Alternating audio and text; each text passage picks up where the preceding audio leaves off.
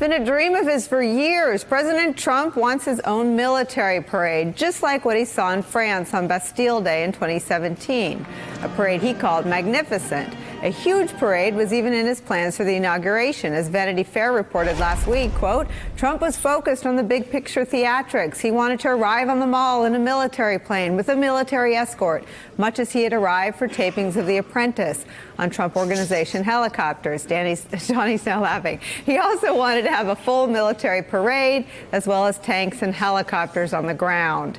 Trump's desire for a grand parade was one of the many ideas his former Defense Secretary Jim Mattis had to stop or slow down. But now that Mattis is gone, the parade could be back. Just yesterday, the president said this. We're thinking about doing on the 4th of July or thereabouts a parade, a Salute to America parade. It'll be really a gathering as opposed to a parade, I guess you'd have to say. Perhaps at the Lincoln Memorial, we're looking at sites, but we're thinking about doing something which would become perhaps a tradition, Salute to America on July 4th or July 4th weekend, somewhere around that area. I was just watching the people in the background whenever he was talking, and But if he spent as much time thinking about Syria or ISIS as he does thinking about his binky, the parade, you know, we might still have Mattis as what? Go. What is he? What's wrong with him? What's wrong? We were talking about saluted already on the 4th of July. Yeah. That is what happens. Yeah. We were talking about crowd sizes, right? And his fascination. Well, because Daniel Dale said something amazing. Well, nothing he says about crowds is true. Nothing. Nothing. No. So if he says his crowd is 10,000, it's it's 5,000 or 6,000. Sometimes he says it's 55,000 people stuck outside the rally. I contact the town. It's 1,000. It's never right. So don't trust him.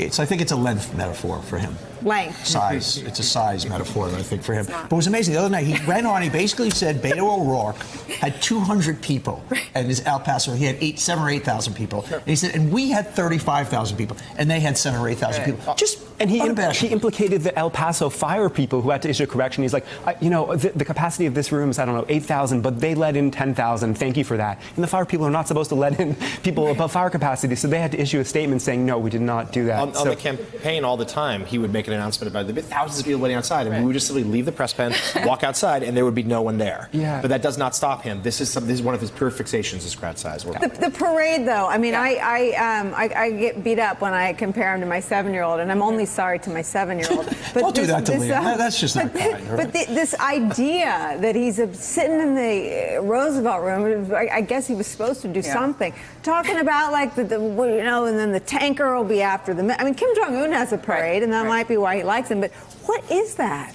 Ego and narcissism, and so we're getting it's very childish, but we're also at a point where we have his private schedules and we found out he's not really doing any work, or he's having a lot of executive time, and I'm actually of two minds on this. On the one hand, it's horrifying because you're like, he's the president of the United States and he's not working. He's elected to serve us and he's not doing that.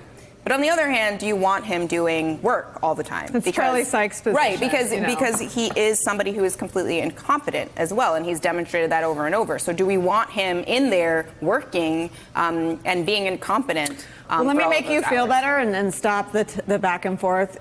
He's not working. He's not going to work. He's planning a parade. Hey there, I'm Chris Hayes from MSNBC. Thanks for watching MSNBC on YouTube. If you want to keep up to date with the videos we're putting out, you can click subscribe just below me or click over on this list to see lots of other great videos.